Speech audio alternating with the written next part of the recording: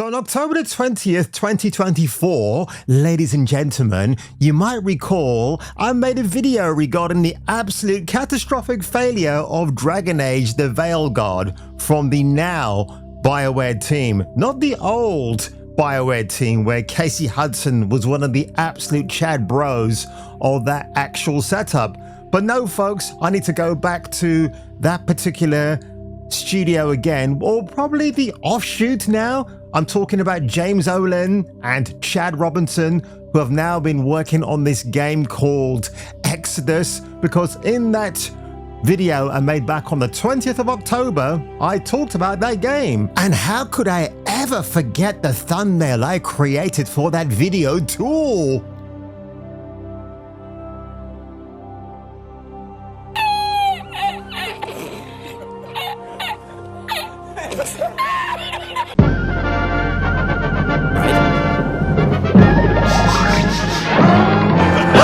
He's fearless, scaleless, a little too careless. So ladies and gentlemen, let's go. Let's look at some exclusive gameplay footage for Exodus. And by the way, I've actually got some more extended gameplay coming up. So this is going to be totally badass and really awesome. Preparing to transfer now. This is your last chance to bail, June. Do it. Wow, a leading white male hero. What a shocker. By the way, just going to go back to one thing very quickly here, guys. Doesn't it remind you of Galactic when Jordan, the half-titted, bald-headed coot that nobody likes from Naughty Dog, does her run and jump and slashes the robot in half? This just looks more badass.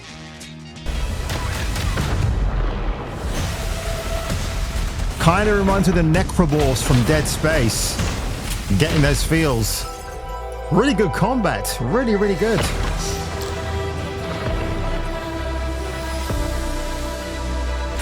Loaded weapon is a hell of a way to greet your new partner. Okay, the short hair bothers me a little bit, but the only thing I can say, let me just move my image up here a little bit. So we got a, yeah, here we go. So there you go. You're right there, love. So she looks all right. She's okay. At least you can tell she's a bloody woman, right? Gosh. Partner. So you're June. We're burning time. Now that we're all best of friends, let's make each other rich. I'm not just here to look pretty. You might have said breast friends, dude, but it's okay. I'll let you off. I got away with celestial tech.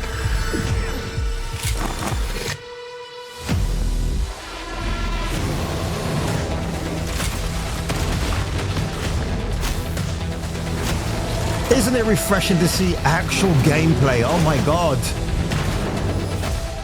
I see a lot of potential in this new partnership. Let me light the way for you. I'm not kidding. It's like I'm back in the mid-2000s again. Do you know why? Because I can see a lot of white guys on the screen. You know, people that I relate to as a non-white guy. Not that that should be an issue, but now it's an issue because it's 2024 gaming, right, folks? Well, the end of 2024. Many thanks again for your help. You're very welcome. Honest. This place is forbidden. The price is death. Sounds like my kind of deal. That's what it means to be a traveler.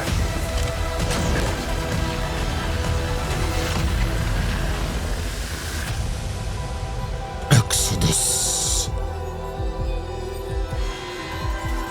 So in case you guys don't know what this is all about, there's a lot of elements of time displacement or time travel. So you might end up in another part of your journey, maybe days, weeks, maybe years later, then you've got to go back and fix it. That's what I think it is incorporating. Might not be as ambitious as that, but my God, just this Traveler's Creed. And by the way, Traveler is spelled with 2 L's, America, not 1. Is obviously indicating. I see a lot of high ambition in this game. Again, these are the ex-devs from the used to be great BioWare studios. Now, of course, the reason why I highlight this today, I talked about this before, but I will say that the fact that supposedly now Mass Effect 5 from the current state of affairs that is BioWare Studios are supposedly meant to be releasing the game in a safe form but later on are sneakily going to push in the pronoun nonsense so you can't unpatch them from the game. Which I think, if it's a true thing from 4chan, it's evil, it's vile, it's absolutely disgusting. But let's get to this one here, folks. Now, this is more extended gameplay in 4K for your viewing pleasure. So this is the part where she's reading the notepad, the digital pad, if that's what you want to call it. And I just want to make sure there's no pronouns in this dialogue. So even when you see the character being pulled up here. So look, have a look at, look, that's cool, isn't it? Really nice. You don't see anything in the readings here of any ridiculous pronoun nonsense. You can clearly see it as a gender. There, it's a mother and a daughter. Look, John Maxaris, Senior Entropy Engineer, Arkship Northern Bullet. That's it. No pronouns, nothing. You don't need that, do you? As much as people want to argue that you do. Lena Zhang, so hopefully that's a character you get to interact with. And even from that brief image there, how cool does she look? You can tell straight away, folks, that is unquestionably a female, a biological female. So far, so good, so great, right? We all like the combat. That's one thing to pull you in, but then you've got to look at the other aspects of this game and to make sure that you're not being, nothing's being duplicitous about it, right? Because that's the one thing we can get excited. I'm excited for this game, I really am. But at the end of this video, I'm going to ask you, my audience, to temper your expectations just a little bit. Wiggle it just a little bit. Wiggle it just a little bit. I want to see you wiggle it just. Now, I find it very intriguing that you've got the ex-BioWare guys who are coming out with the game they're labeling Mass Effect, the game that we should have got, whereas the new BioWare, who are struggling to get the new Mass Effect 4 or 5, depending on if you ignore Andromeda. I believe a lot of us do anyway. That game was just such a slog to even get through. I couldn't even finish it. I just bowed out after the first couple of hours. But honestly, this does remind me of Ubisoft and Sucker Punch. Ubisoft, who really burst onto the scene in 2007 with Assassin's Creed, and for the next few years at least, it was an absolute game changer. But we were begging Ubisoft, give us an Assassin's Creed game set in feudal Japan. Nope, nope, nope, not interested. Then Sucker Punch came along with Ghost of Tsushima, and then all of a sudden now, Ubisoft are like, oh shit, we've got to get something out there. So lo and behold, we've got this Assassin's Creed Shadows game supposedly being released in February of 2025, and supposedly all these shill YouTube channelers out there are saying, well, the game is much more improved now with the gameplay approach of Naue and so forth. No, that's just bullshit. Ubisoft are hoping these kudos points are going to win them a new fan base, or at least get the media on their side to say, oh, Assassin's Creed Shadows, fantastic game, despite its troubled production to get here. No, it's still going to be a dog shit game. Trust me on that one. And that brings me to Archetype Entertainment and Exodus and BioWare, who are scrambling now to get Mass Effect 5 out there. So these are the two fine gentlemen, we're going to say that with some optimistic caution at the moment, James Olin and Chad Robinson, who looks like a right proper Chad at the moment in that outfit. Oh, look, I like the t-shirt he's wearing. I'm all about cross promotion for your video game. And I really do hope these guys do knock it out of the ballpark. I think they're going to. Who's going to reach the finishing line first? My money's going to be on Exodus and Archetype. Definitely. It's going to be them. And I think that's going to be the game that really knocks it out of the ballpark. And then struggling in probably a couple of years later will be Mass Effect 5. Although I think they're going to rush release that, because I think the new BioWare team are looking at the ex-BioWare guys of James Olin and Chad Robinson as the mortal enemy across the pond, because they got there first. They've got the DNA of Mass Effect embedded in their psyche, right? And that's what's going to happen. So I think, I could be wrong. I could predict it right, quoting the Kaiser Chiefs, but maybe BioWare will rush release their Mass Effect 5.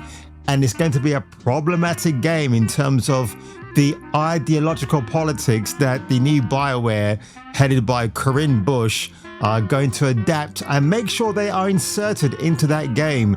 So it's going to be a struggle session, I think, between these two studios, even though they're not viewing themselves as rivals. It's we're the guilty ones who are doing that for them. And I think it's going to be rather interesting and rather fascinating what the consensus will be at the end.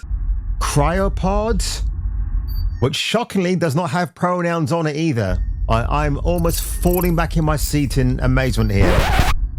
Well, hello. May I know your name, please? Holy shit.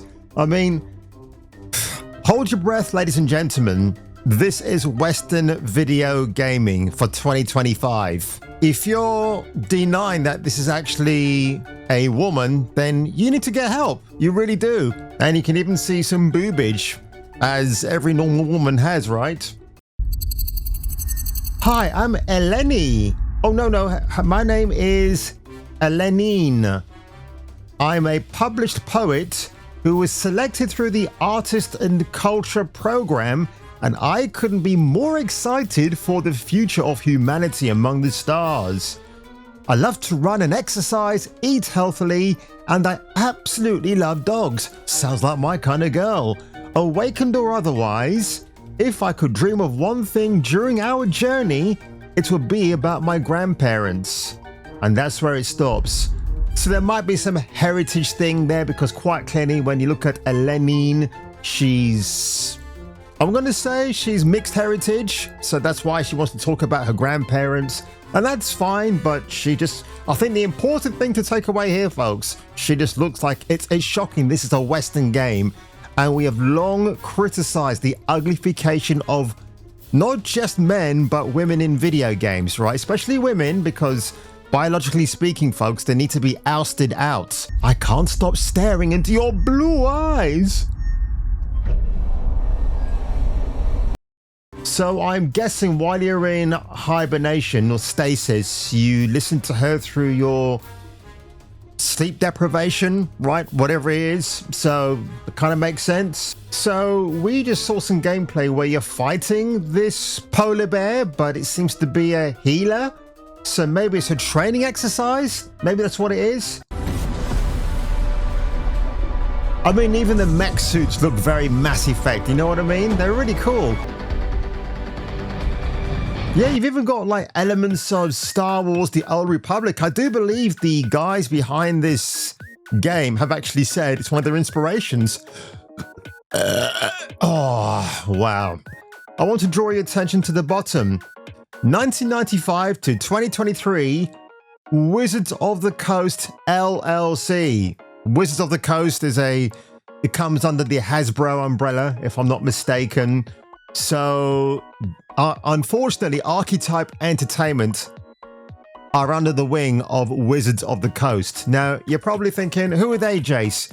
So, as a turt and taut and casual reminder, folks, these are the same morons who in 2022 decided to race swap Aragorn from Lord of the Rings for their middle of the earth card set, right? And everybody got into a furor about this.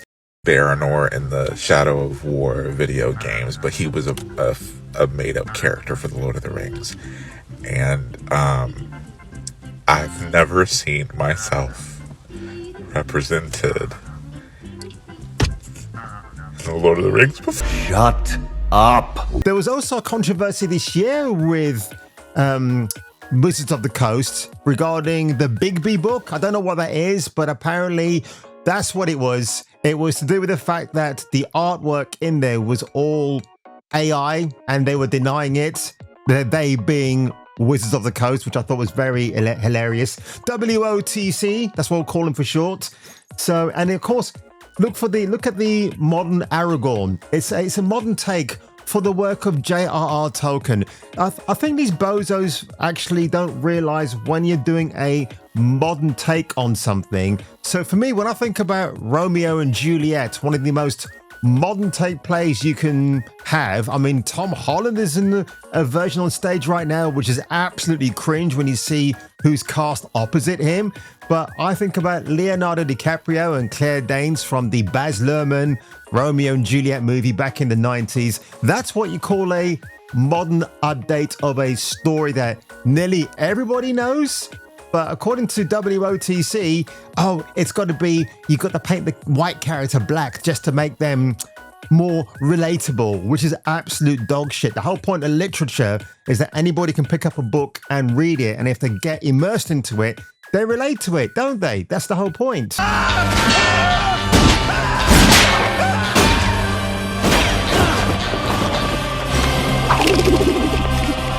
So folks, remember what I said during the reaction of this video? You might want to be a tiny little bit cautious. The WOTC website has diversity, equity, and inclusion as a proud banner statement of sorts. What it actually means at Wizards, well, we don't actually care.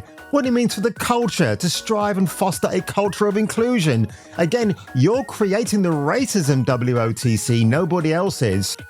So there you have it, ladies and gentlemen, the full gameplay breakdown trailer for Exodus.